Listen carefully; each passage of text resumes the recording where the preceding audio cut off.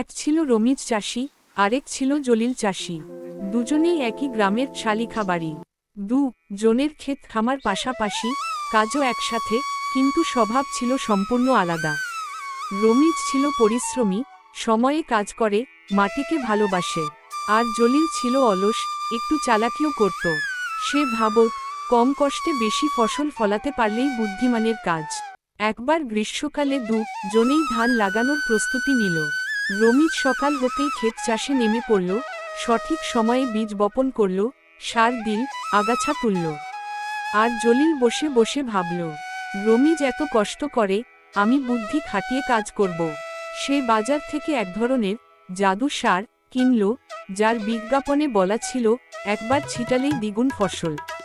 জলিল সেই সার ছিটিয়ে দিল, আর নিজের খাটিয়া নিয়ে গাছের ছায়ায় শুয়ে পড়ল। রমিজ মিনওয়াইল দিনরাত পরিশ্রম করল। রোদ, বৃষ্টি, গরম, কিছুতেই তার কাজ বন্ধ হয়নি। কয়েক সপ্তাহ পর ধানের চারা মাথা তুলতে লাগল। রমিজের ক্ষেত সবুজে ভরে উঠল, চারা শক্ত আর লম্বা। কিন্তু জলিলের ক্ষেতে অদ্ভুত এক ব্যাপার, চারা কিছুটা বড় হলেও পাতা হলো, গাছগুলো দুর্বল। জলিল ভাবল, এ তো কিছুই না, ফসল উঠলেই বুঝবে। কিন্তু সময় এলো কাটার। রমিজের জমি সোনালি ধানে ভরে উঠল। গায়ের লোকজন তার ক্ষেত দেখতে এলো। কেউ বলল, রমিজ ভাই, এবার তো বাজারে তোর ধানই রাজা হবে। অন্যদিকে জলিলের ক্ষেত ছিল প্রায় ফাঁকা। কিছু ধান ধরেছে, কিন্তু এতটাই কম আর হালকা যে নিজের সংসার চালানোও কঠিন হয়ে পড়ল। জলিল মন খারাপ করে রমিজের কাছে গেল। বলল, দোস্ত, আমি ভুল করলাম। জাদুর সার খুঁজে বুদ্ধি করতে গিয়ে বোকা হয়ে গেলাম।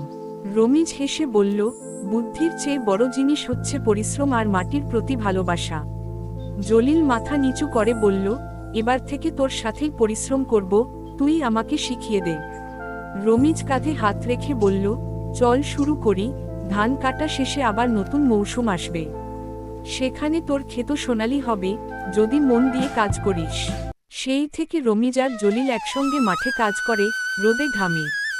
গ্রামের লোকজন এখন বলে, দুই চাষির গল্প আমাদের শেখায়, চালাকি নয়, পরিশ্রমেই আছে সোনালি ফল।